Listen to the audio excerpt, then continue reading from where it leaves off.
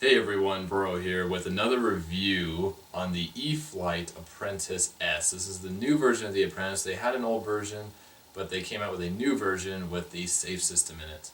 If you guys want to click straight to the video, check it out. It's going to be right there, and that's going to have all the safe technology systems such as the panic switch, the beginner mode, intermediate, and advanced mode, and also some little other things in there as well. So check that out. In this video, we're going to talk about every single thing about the Apprentice and even the extras about it. The things that I found, the things that I like, and some of the things I don't like. But I'm going to start off by saying this is the best beginner plane that you can possibly find out there, at least that I found out there. I've flown a ton of different trainers, I've trained a ton of different people, and this one has been the most successful. Just about every single person I know has been able to pick this thing up and fly it on one of the three settings, mostly on intermediate mode. I have yet to find someone that cannot handle the beginner mode. So most start on intermediate mode, which is plenty agile and it's fantastic. So we're going to get into this. We have the two remotes here. It comes with a DX5E, a newer version DX5E with a 3 switch on it. It's right now bound up to my DX9, I'll show you that in a minute, due to some buddy boxing I was doing with the remotes. So you can bind it up to your DX6, 7, 7S, 8, 9, or 18. And when you go in there, different ones have the different settings in it. Go find the manual. Of course, the manual helps out. There's a little graph in here that shows you how to program it to get the safe system to work properly. I'd have to tell you, it did take me a few minutes, about 10 minutes, to figure out how to get it to work properly. But after it did, it was completely flawless, and I was able to program it into the buddy box and use it like that, and it worked absolutely perfectly. So we're going to go ahead and show you right around the plane. The plane, essentially, if you have known this plane before, this is the original E-Flite Apprentice. However, it has been modified a little bit, obviously a different color scheme, but there are some structural differences, such as the rudder goes all the way up instead of cuts off. The wheels are a little beefier, that way you can do some grass takeoffs, maybe some dirt takeoffs, some stuff like that. I did a few dirt takeoffs and it did it just fine. So you can do that on very hard, firm, packed dirt. Turf fields obviously are fantastic with this plane. Most turf fields are going to be great for learning how to fly. It's nice and soft, nice and forgiving. But if you're learning how to fly, this plane is going to be the best thing I can find out there. The price is actually pretty reasonable, and due to the safe system in it, you're going to protect your investment, and that's a huge thing I love about this airplane, is it really does protect your investment. The only downside to this airplane is it's addicting to fly on the beginner mode, and as you'll see in the video, the beginner mode does not quite fly realistic. For instance, if you bank without the gyros on, you bank and then hold your bank and then let back a little bit and just keep the bank. So you're basically moving your stick and then pulling back the stick to keep the bank. With the beginner mode gyro, you basically have to hold it all the way to the side just to keep it to turn. So your brain actually learns a few different things. That, and also the beginner mode automatically levels, so if you get into trouble, you just let go of the sticks and it'll just pop it straight level. So you don't exactly learn how to recover. So this airplane's perfect, except try not to get caught on that beginner mode. Switch it to intermediate and learn a little bit on intermediate and then into advanced. It's going to be a lot more realistic, and it's going to be teaching you the right things. It's going to be a little more difficult, but it's going to save you a lot of time and hassle later on. So we're going to get into the batteries. We're going to start off with that. The batteries, it comes with a 3-cell 3200 milliamp LiPo battery, and this will give you about 10 minutes, 9 to 10 minutes depending on throttle.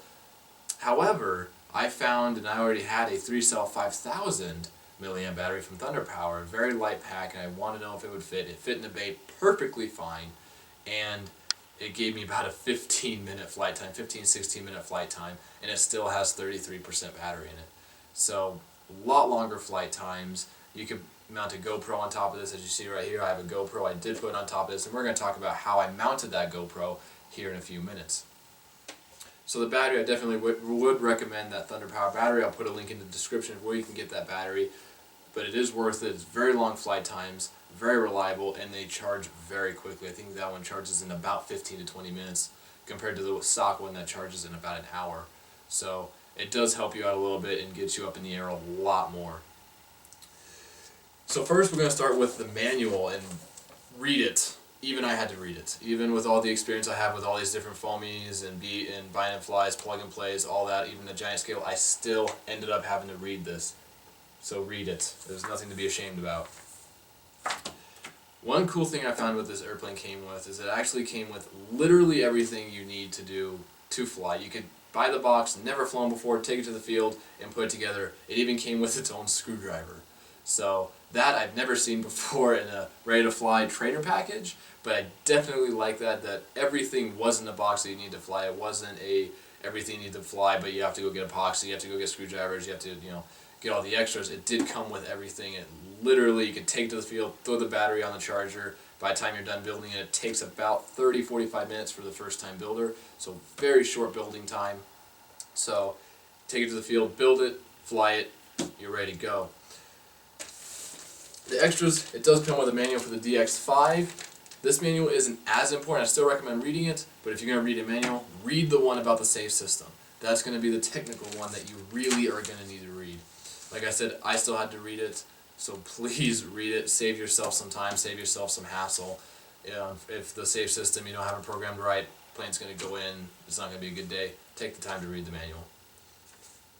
So alright, we're going to turn the plane on, and we're going to show you guys how the safe system works, and one of the really cool features about it that I found flying this airplane.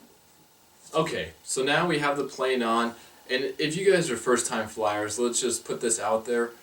Always, always, always turn your remote on first before turning the plane on, and always turn the plane off before turning your remote off.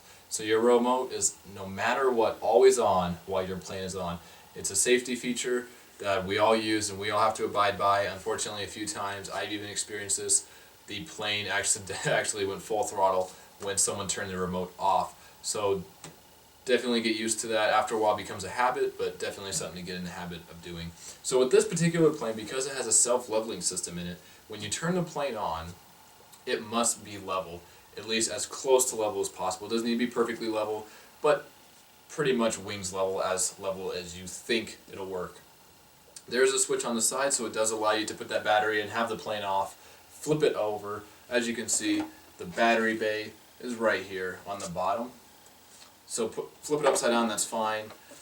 Put the battery in, strap it in, put it level, and then we're going to flip the switches on. And we're going to see all the surfaces move because it's initializing its level, it's finding its level.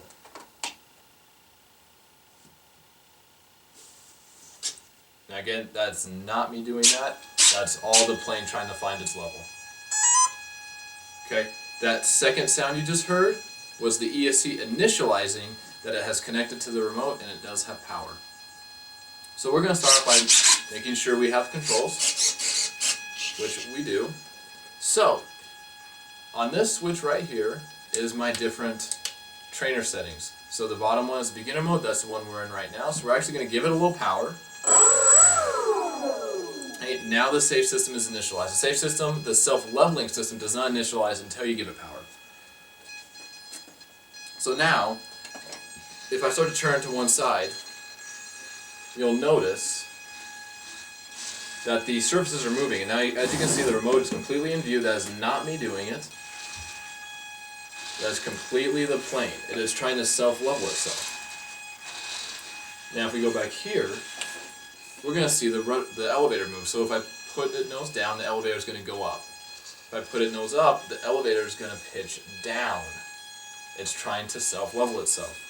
The rudder does not have a self-leveling, but it does have a self-correcting for jitters. So if you wiggle it back and forth, it's going to try and correct it, such as for wind, turbulence, stuff like that. Now, one cool feature is it will not allow you to go upside down. As you'll see in the video, I tried and tried and tried to get the plane to go upside down, and it would not do it. So that is a really cool feature. Mostly because sometimes if you're beginning, you fly upside down, you freak out a little bit, and then you don't know what to do. So it's great that it will not let you go upside down until you flip onto advanced mode. Even intermediate mode will not let you go upside down. So let me show you that real quick. So when we want to go up, we're going to hold the full back pressure on the elevator. So we're going to hold it right now, and you can see the elevator's up. Now watch what happens when I pitch the nose up to a certain altitude. If it gets to a certain angle, that elevator is actually going to pitch down. So it will not let the airplane exceed a certain amount of lift, a certain angle of attack. Now the ailerons are the exact same way. So if I have them even, and I go to bank to one side, such as that, I start to roll to that side.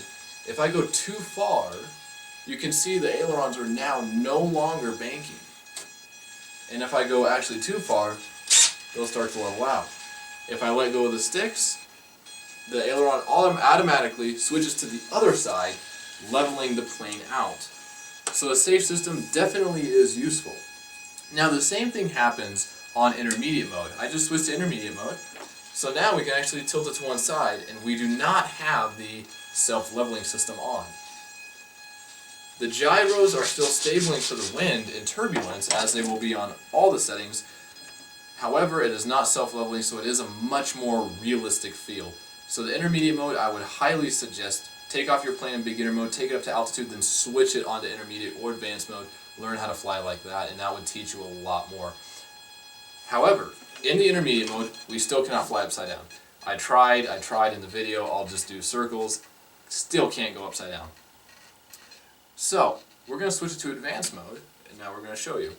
The stabilizing gyros are still on to keep it from wind and turbulence, but the self-leveling system is not on. Also, you can now go fully upside down. So we're going to tilt the ailerons, and then we're just going to roll it upside down, and it's not correcting it. Elevator, we're going to tilt full up, as if we're going into a loop, and it is still fully deflected. As before, when we had the beginner and intermediate mode on, as soon as it got to a certain angle, it would pitch the nose down because it would not allow you to fly inverted. So those are some key things about the safe system. It does take a little bit of programming if you have a 6, 7, 8, or 9, or 18, but with the DX5, the one that comes with it, it's already pre-programmed. Everything is set up perfectly the way you want it, and it's absolutely fantastic. This plane I completely support. I would recommend this to anybody. I even fly it on a daily basis as much as I want to. I love flying this airplane. I mounted a GoPro up here, and I'm going to take the camera off, and I'll show you guys exactly how I did that. It's a fantastic way to mount the GoPro, and it got some very, very smooth footage. I'll put a little small box over here with some really smooth footage of the Apprentice flying the GoPro, and the weight did not do anything to it. It did not add any weight. It did not make the flight characteristics change. It was absolutely perfect.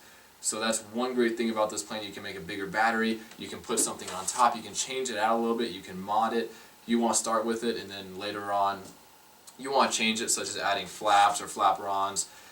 You can do that, and it will not hurt this airplane. This airplane is just perfect. I cannot say enough about this airplane.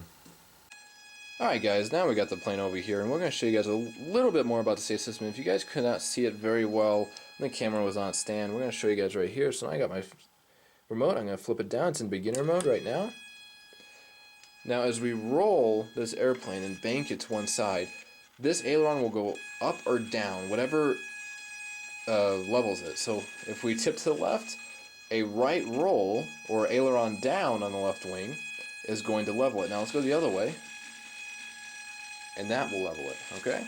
So it is a self-leveling system, and it does help a lot. It's very responsive, and the panic switch, as you'll see in the video, is absolutely incredible. I could not put it in an attitude that it would not recover from. It recovered from absolutely everything. So it's as simple as this. I have it on my remote programmed with this switch right here.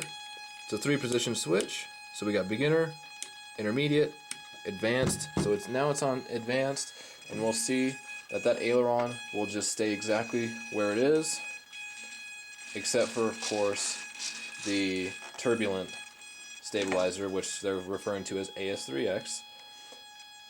Other than that, guys, this plane has been really fun to fly. I love pylon racing these planes. The last thing I'm going to show you is the GoPro, and then you guys can go check out that flight video and really have some fun with it. Alright guys, so I'm not going to actually mount the GoPro on the wing at the moment. However, I will show you how I did it. This mount right here is the mount that comes in the display box of the GoPro, and I've actually found a lot of uses for it. This is the best one because it's a very wide. I believe it's like 4 inches by 4 inches, maybe 5 inches by 5 inches. It's perfect for holding down, especially on foam, because there's so much area you can press on it. It's not going to damage the foam. So what I did was I mounted it underneath the rubber bands. I had the rubber bands crisscross across it, and it held there really well. I could pick up the entire plane and shake the plane just by holding onto the camera. It was so strong. So there was no falling off of that GoPro, and as you see in the video, it is extremely stable. It's very stable, and the rubber bands actually take away some of the vibration of it due to the rubber bands. So it actually is kind of a plus plus plus. It's very easy. It takes like less than 30 seconds. It takes away vibration. It's very strong. It's just absolutely perfect idea. I don't know if they planned it, but it really did work out. Alright guys, that has been the complete overview of my new E-Flite Apprentice S, which is the newer version. This plane, I've said it so many times already in this video, I'm really happy with this plane. I love this plane. I'm going to have it for a while. So go check out that flight video. It is really cool, and you will learn a lot as well as the aerobatics it can do, the slow flight it can do, the beginner modes, and how it affects the airplane. So go check that out. Hit that subscribe button down here or over here, depending on where you're watching this video. Really does help me out a lot, and I will be having some giveaways as well. The next giveaway is going to be a Thunder Power 2200 3-cell battery. So check that out. You can use that in all your park flights. You can even use that in the E-Flite Apprentice. It will work just fine. So any plane about this size, park zone planes, hobby zone planes, this E-Flite plane right here, all those planes it'll work great in.